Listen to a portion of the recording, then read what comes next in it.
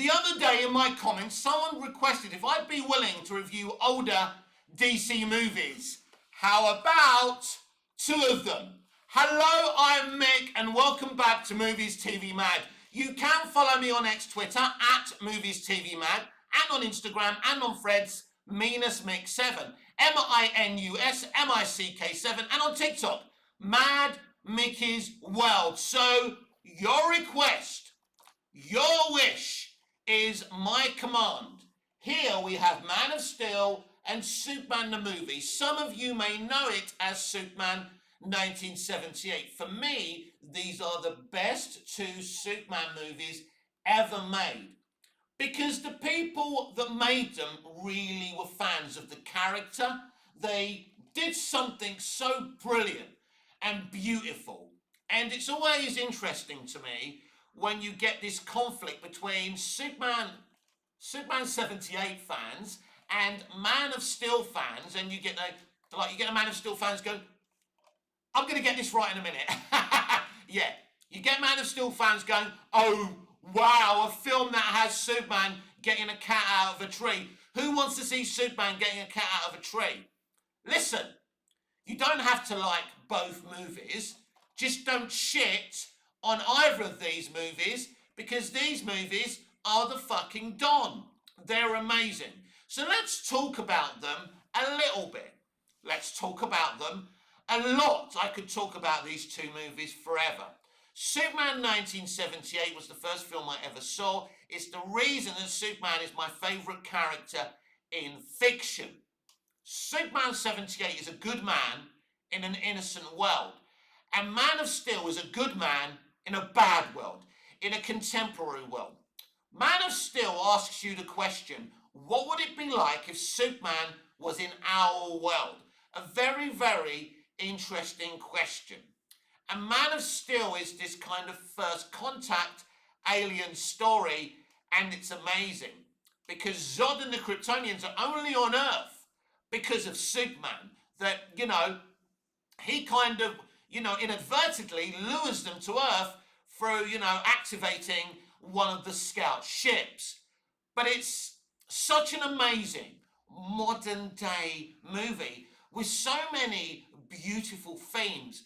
It plays with the idea of, it talks about how NASA are going around looking for other planets that can hold human life. And believe you me, it wouldn't surprise me if they found a couple of planets they're trying to terraform themselves. And Michael Shannon in the BTS of Man of Steel speaks about that, speaks about, oh, we fucked up Earth, let's go and fuck up another world. And really the themes of Man of Steel are that. But the themes of Man of Steel go beyond that as well. So it's a very, very deep take on Superman. It talks about really a planet that's fucked itself up via environmental damage, that's lived in denial, and it's got some beautiful commentary where Superman 78 really wants to honour what Jerry and Joe wrote in Action Comics #1, A Good Man in an Innocent World. They're two very different takes. Superman 78's verisimilitude is not wrong, and Man of Steel's contemporary take is not wrong. A lot of people when Man of Steel released were like, why couldn't we just get another Dick Donner kind of movie? I don't want that. I love Dick Donner's movie. You know I do. For me, Christopher Reeve is the best live-action Superman. For me personally, yeah? Everyone has their opinions. And I love Henry Cavill as a contemporary 21st century Superman. But for me, Christopher Reeve was amazing. The guy looked like he'd just stepped out of a fucking comic. He's probably the best, greatest actor to ever play the role. His body language in the flying was sensational. It made the flying fucking believable. But I love both movies. But they're very different takes. And that's very, very interesting. You think about Superman, the movie, Superman 1978, it starts on Krypton. The camera kind of goes onto the red sun of Krypton. It's beautiful. Then it goes through it. And then we see this kind of ice planet, all done physically with map paintings and beautiful sets from John Barry. Absolutely sensational. And you see these three villains, in this hula hoop, yeah? And they're being tried. And they're being convicted, and it's fucking brilliant. But the scene, my favourite scene on Krypton and Superman the movie, is when Jor-El's trying to convince the council that environmental damage so bad and so deep has been done to Krypton that it could explode within 30 days. And of course, they're in denial. Krypton is just shifting orbit, one of the council members says. And I always say that with all these kind of anti-environmentalists, saying, oh, it's not true, it's conspiracy theories, blah, blah. I just say Krypton's just shifting its orbit, because I'm being sarcastic. Because a lot of us live in denial about the damage that's been done to our world. And I think it's brilliant.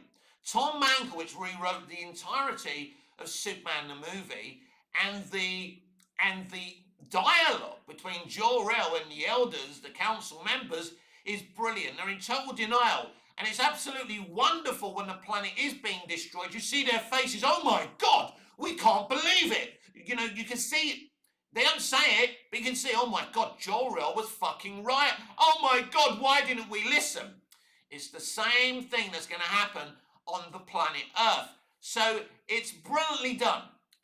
Everyone on Krypton and Superman the movie speaks in Shakespearean stilted English. And it's fucking brilliant. It's one of the first movies to have the idea, and a lot of movies did that before that. But yeah, it was a very, very good idea. And when you go to Man of Steel on the planet Krypton, the VFX for Krypton is stunning, it's fantastic. There's a battle going on, Zod enacts a coup. It's very, very different. Yeah, Krypton is getting destroyed for the same reasons as it was in 1978, but Zod's had enough of this fucking council. And so he creates this coup. It's a failed coup, and he gets banished, as his cohorts do, into the Phantom Zone. They get banished into the Phantom Zone, just like Terrence Stamp's Zod and, they do in Superman the movie. It's the same thing, done differently. But Man of Steel is a really different take. For example, Russell Crowe's Jor-El can fight. He's a great scientist, but he can also fight. He can also take care of himself. So it's very, very different. Sometimes people say to me, oh, the Man of Steel Krypton is better than the Superman 78 Krypton. I don't agree with that. I think they're both great for their time. Because when you're talking about the Zack Snyder Krypton, he used modern day CGI computer-generated images, yeah? That cost a lot of money. That technology did not exist in 1976-77 when they were making Superman the movie. Remember that. So both versions of Krypton are absolutely stunning, and what's going on Krypton in both movies is absolutely fantastic. But this is the interesting moment. In Superman 78, when the baby Kal-El is shot from his starship, he lands on Smallville. We see him growing up as a teenager. We see Jonathan Kent die of a heart attack. We see him find the green crystal. We see the rising of the Fortress of Solitude. So, of course, as a Superman fan who understands the lore, I'm expecting the same thing. But all of a sudden, we see the ship land on Smallville, but then we jump to this ship, this boat. What's going on? What's happened to Smallville? Well, Clark Kent's there. He's older. He's got a beard. He's on a fishing boat. And then he saves those people. But it's very, very different because Clark Kent in Man of Steel has been traveling the world. He's been investigating his origins, and he finally finds them. So it's very different. In Man of Steel, there's no Fortress of Solitude. They kind of use the scout ship of Fortress of Solitude of some sorts. Look, I love the Fortress of Solitude, and I think Gunn did a good job with that element, at least in his Superman movie that I don't like. I will repeat that by the way, but it will be utterly childish to say that The Fortress of Solitude in Superman 2025 wasn't good, because it fucking was. I think it's fine for Man of Steel not, or to use the scout ship as the fortress, but I do love The Fortress of Solitude. It's a, story-wise, it's just really, really great. But it's a great example there how Man of Steel veers away from what Superman the movie did, and that's okay. Is Man of Steel a darker movie than Superman the movie? I never really saw Man of Steel as a dark movie. I'm somewhat surprised when people say, well, Man of Steel is a dark movie. Henry Cavill is a darker Superman. He's not. In fact, Superman in Man of Steel is exactly the same as he is in Superman 78. No, he doesn't get a cat out of a tree, but he smiles at times, he cracks the odd joke. He's, he's a very light character. He's not a dark character, but he broke Zod's neck. Doesn't make him a darker character. He didn't go out to murder anyone. He was left with no choice, so he broke the guy's neck. Doesn't make him a darker character.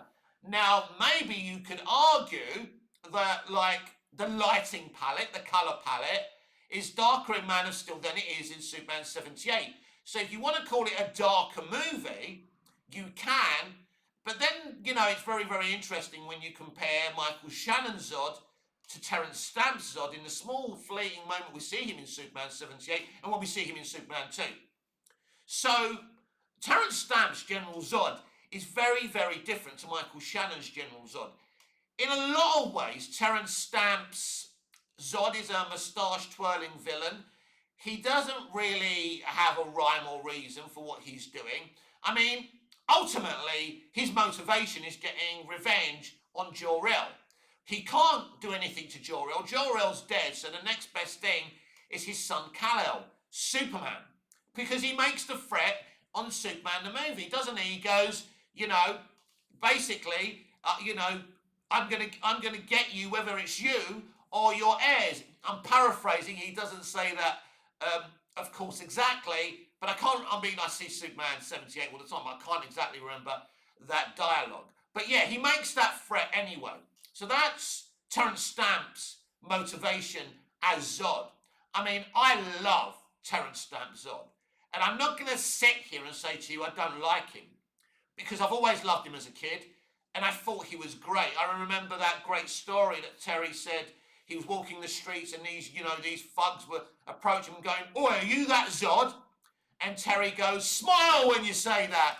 So Terence Stamp was very proud of that role, and he was a fantastic General Zod. But Michael Shannon is Michael Shannon's Zod is my favourite comic book movie villains. He's so brilliant. He's what I call an honourable villain. He's got rhyme and reason. Now, what you got to understand about Michael Shannon's Zod, he was once a good man. He wasn't always a villain. Because they were cloned. When he was born, he was cloned, yeah? He wasn't part of the natural births that were eons before. And so he's been born to defend Krypton, which he does admirably. And the whole idea here is that Jor-El and Shannon Zod were good mates, good friends, and from the moment he kills that council member in the chambers and he enacts his coup, as Jor-El says, "I honour the man you once was, but I won't honour the monster you have become." So that's when they get set apart. But Zod still has great feelings for Jor-El, and you can tell that. I mean, even when he tells his soldiers to take him away, you see the regret in his eyes. When he deletes his AI near the end of the movie, you see the camera, it focuses on Shannon, and I've lost my friend. He doesn't have to say it, but you can see it in the acting. Fucking fantastic.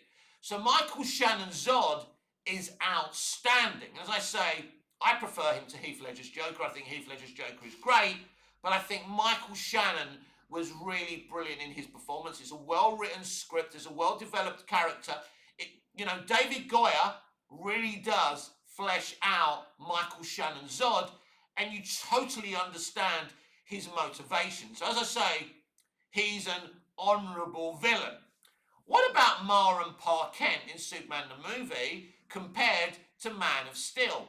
Again, this is very, very interesting. So Glenn Ford plays Jonathan Kent in Superman the movie. Now, Glenn Ford at the time was a huge actor coming at the end of his career. And again, it's a great performance. He gives that beautiful speech to Clark before he dies of the heart attack. You were here for a reason. So it's more of a kind of warm parenting, if you like. Now, when we go to Man of Steel and Kevin Costner's Jonathan Kent, Kevin Costner is one of my favourite actors of all time. There isn't a Costner movie I don't fucking love. He's a brilliant Jonathan Kent, but he's a more contemporary Jonathan Kent. Because Glenn Ford's Jonathan Kent is a good man in an innocent world, where Kevin Costner's contemporary Jonathan Kent is a good man like his son Superman, or Kal-El or Clark, or whatever you want to call him. So he's a good man in a bad contemporary world. So when Clark saves the kids on the bus, Jonathan's frustrated. Basically, mate, they could take you and use you as a lab rat. You can't do that. You've got to keep this side of yourself a secret. So what did you want me to do, let them die? Maybe. Everyone was shocked by that. Pa Kent would never say that. This Pa Kent would.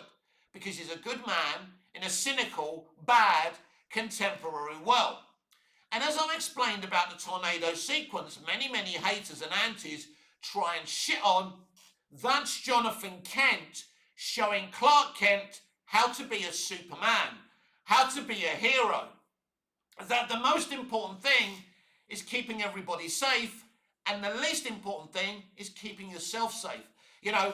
Jonathan Kent in that tornado sequence shows Clark what heroism is. He shows him a great example of heroism. And if you don't understand that, if you don't get that and you're just shitting on that, you're a little bit dumb if you ask me. So again, it's a brilliant moment. So the Costner Pa Kent is very different to the Ford Pa Kent. But what's interesting about Man of Steel and the Snyderverse to me is the prominent role that Diane Lane's Martha Kent plays in the Snyderverse, and including in Man of Steel. Now, Martha Kent in Superman the movie is played by a wonderful actress called Phyllis Thaxter. But she's a typical mum, and she takes a back seat. She's there. They have a little moment before Clark decides to go to the North Pole. But that's it. That's the last time we ever see her. Even in Superman Returns, Martha Kent had a little bit more of a prominent role, but not much. But in Man of Steel, Clark and Martha have this close relationship, and we get these flashbacks to his time as a boy and a teenager, and she's even as prominent there as Pa Kent is, played by Kevin Costner. But we see her a lot in the movie after that, and they're not just mother and son. They seem to be friends. They seem to be able to speak to each other.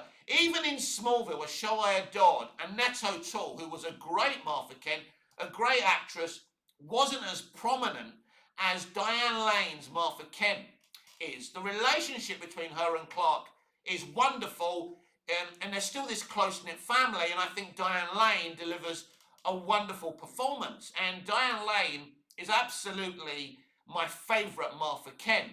And when you see what they got that poor actress as Martha Kent to do in Superman 2025, what Gunn made her do, it was, gee, yeah, Clark, here's your costume. It was cringeworthy. It felt like a Superman fucking Mickey take on Saturday Night fucking Live. It felt like a fucking parody. Comment down below if you think I'm fucking wrong, because I don't think I am. And so Diane Lane is absolutely brilliant. Now let's talk about Lois Lane in Superman the movie.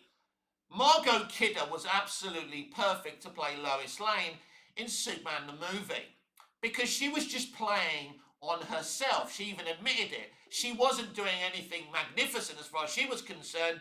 She treats Clark Kent pretty badly, as she did back then, as a person, she claimed. But there's this charm about Margot's performance. She feels very comic book Lois Lane. She's strong. She's a journalist. I like the idea that she can't spell, but she's still a great journalist. She's funny. She's on a level. She's a woman you absolutely could fall in love with, and she's so endearing. And that balcony sequence is still, for me, one of the greatest interactions between Superman and Lois Lane in live action history, either in television or movies. Now let's compare her to Amy Adams, Lois Lane, in Man of Steel. A lot of people believe that Amy and Henry didn't have screen chemistry. They did, but you're comparing it to the awesome screen chemistry of Reeve and Kidder. No, Henry and Amy didn't have that screen chemistry, but name me a Superman and Lois that have. I think the only people who can get close to that are Tom and Erica on Smallville, and that's mainly because Erica Durance is such a great actress. But yeah, Amy Adams, like Man of Steel, as I've already explained, is a contemporary Superman movie. So Amy Adams is a very contemporary Lois Lane. She's a journalist, she's serious. But what I like about this version is that when she first meets Clark and realizes what he can do and who he is, she wants an interview. She doesn't care about him at that moment. She wants to take advantage. When she sees the tornado sequence through his eyes, or when he's telling her about it, she starts to begin to be empathetic to Clark. And I love that. That's a change in the character. She goes back to the Daily Planet. Look, Perry, I'm not doing the story. And like Perry White's all surprised. And that's when she starts to fall in love with him little by little. I love the fact that she's part of the adventure. That she's, she doesn't take a back seat. So she's a really all-action Lois Lane. She's a modern Lois Lane, contemporary Lois Lane. I think Amy Adams' Lois Lane is at her best in Man of Steel. I also like her in Batman vs Superman because by that time, her and Clark have a relationship, but she's still that passionate, independent woman, that brilliant journalist. She puts the whole thing together. She puts Lex Luthor's plan together. And she proves that Superman wasn't involved in the explosion of the Capitol building. So she's a brilliant Lois Lane. But what's really interesting to me are the differences between Jackie Cooper's Perry White in Superman the movie and then the version we get in Man of Steel. Oh God, I forgot the guy's fucking name. Now there was a big controversy because obviously the Man of Steel Perry White is black. And the usual nonsense came out. But I'm not a fan of cultural swaps. But I think when you're dealing with fucking Morpheus, damn, I wish I remember the actor's name. Jesus Christ. But yeah, when you're dealing with fucking Morpheus as Perry White, you take it. By the way, he's a fucking epic, brilliant Perry White. He's a bit like Russell Crowe's Jor-El. He's a little bit more all action. I mean, he's a little bit well built in the movie. He looks good. And he gives Lois Lane as good as she gives him, and that's brilliant. And I love it when when everything goes to shit in Metropolis and he's telling everyone to get out of the Daily Planet. So it's very different. Where Jackie Cooper's Perry White is very, very Joe Jameson, Jameson or whatever you fucking call him from Spider-Man, cigar chomping and all of that. I love that as well, by the way. I don't have a preference, but I think they're both epic versions of the character. Then we must come to Gene Hackman's Lex Luthor. Since Michael Rosenbaum's turn as Lex Luthor, a lot of negative things have been said about Gene's Lex. I love Gene Hackman's Lex Luthor. He's basically a Bond villain. He's got the underground lair. What's kind of refreshing about him, he's a little bit funny. He's got some great fucking lines, and he's got this bumbling idiot called Otis, played by the wonderful Ned Beatty, another wonderful actor in Superman the movie. So there's humour, but when it gets dark, it gets dark. When he's being evil, when he throws Superman in the pool, he puts the kryptonite necklace on him, it's pretty dark. He can play it both ways, Gene. So he's a brilliant version of Lex Luthor. Now, obviously, there's not a Lex Luthor in Man of Steel, but there is a Lex Luthor in Batman vs Superman Dawn of Justice. That's a darker Lex Luthor. But he's still in keeping with everything that's in the comics. He absolutely detests Superman, like in the comics. He hates Superman. He's jealous of Superman. He wants to strip him of everything. He wants everyone to hate him. He's absolutely everything Lex Luthor should be. Now, I wouldn't have personally cast Jesse Eisenberg, but his performance is absolutely sensational. In closing, Man of Steel and Superman the movie are both great movies in their own right, and I'm so proud that these movies exist. Superman the movie was my childhood. You know, from being the first movie I ever saw, from watching it repeatedly all my life. It's always been my safe space, where Man of Steel is this epic, awesome, contemporary version of Superman. Not one is better than the other, they're just different. It's a little bit like comparing Smallville to Superman and Lois, the last Superman TV show in the live action genre. Smallville has its value. Smallville is amazing. It's one of my favourite adaptations of Superman ever. But Superman and Lois does something absolutely different. Yeah, like the Snyderverse, it does something dramatically different. You know, because they leave Metropolis and they move to Smallville. And it's clever, and it's epic, and Superman looks great, and Tyler Hoechlin is a great Superman. It's like comparing them. It would be wrong of me, even though I prefer Smallville to Superman and Lois, although I love Superman and Lois, for me to say, oh, Smallville's much better. No. Smallville is a pre-Superman story, and it's very different, where Superman and Lois is Superman. He's really an older Superman who's got these kids and he's married to Lois. It's a very different story. It's neither is better than the other, it's just different. And that's like comparing Superman the movie to Man of Steel. Both of them have got these wonderful qualities.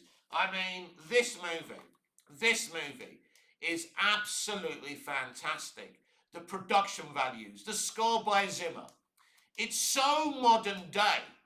And people, or some people should I say, correctly, rejected it. They rejected it for the very reasons I've told you about. Because it was modern, because it was contemporary, because it had a lot of action. But for me, this is everything a contemporary, modern day Superman should be. And it's going to be very, very difficult going forward for anyone to make a Superman movie as good as this one. But this is absolutely my favourite Superman movie. My favourite comic book movie. It's just everything to me. If you're a little bit down in the afternoon and you put this on, it'll make you smile. It'll make you believe in the human condition again. It'll make you believe in goodness again. That's what's so good about this film.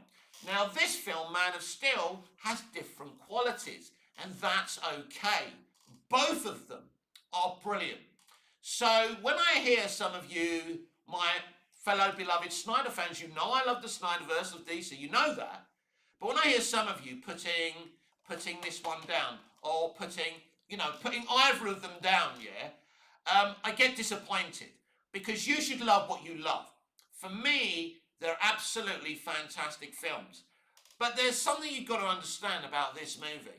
This movie was made in the 70s. This movie didn't have the technology that Zack Snyder could have to aid him to make such a great looking movie. But still, Superman 1978 is a beautiful looking movie. Oh yeah, there was a lot of pressure to it. There was a lot of shit going on in the background. There's moments where you can see when Clark is going through the spiral doors at the Daily Planet, you can actually see through the window the cameraman giggling. Yeah, there was little mistakes like that.